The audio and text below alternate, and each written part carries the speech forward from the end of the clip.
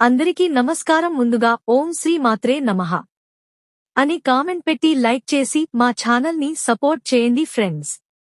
మామూలుగా ప్రతి ఒక్కరూ కూడా ధనవంతులు కావాలని, ఆర్థిక సమస్యలు ఉండకూడదని కోరుకుంటూ ఉంటారు.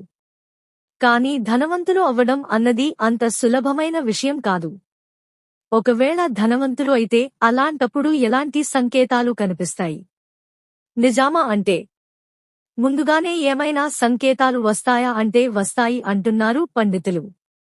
మరి ధనవంతులు అయ్యే ముందు ఎలాంటి సంకేతాలు వస్తాయో ఇప్పుడు మనం తెలుసుకుందాం.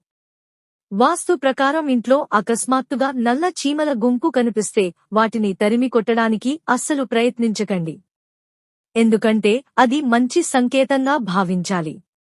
ఇంకా చెప్పాలంటే ఈ నల్ల చీమలు ఏదైనా చిరుతిండిలో కనిపిస్తే ఇంకా శుభ సూచకంగా భావించాలని చెబుతున్నారు పండితులు. అలాగే నల్ల చీమల గుంపు హఠాత్తుగా కనిపిస్తే లక్ష్మీదేవి మీ ఇంటికి వస్తున్నట్లు అర్థమట.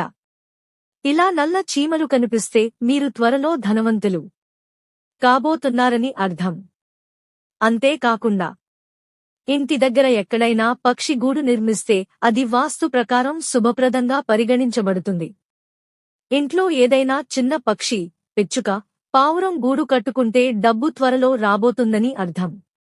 ఇంటి ముందు పిచ్చుకలు గూడు కడితే ఇంటికడ పోతుందని చాలామంది పోరపాటు పడుతుంటారు.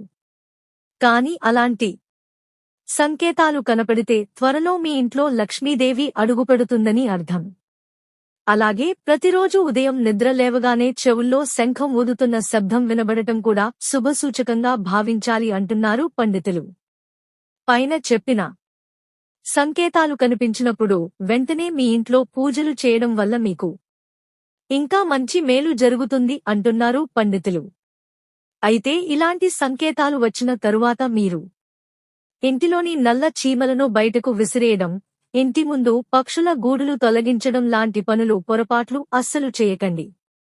ఎందుకంటే మీ ఇంటిని వెతుక్కుంటూ వచ్చిన లక్ష్మీదేవిని మీరే బయటకు పంపించినట్లు అవుతుంది.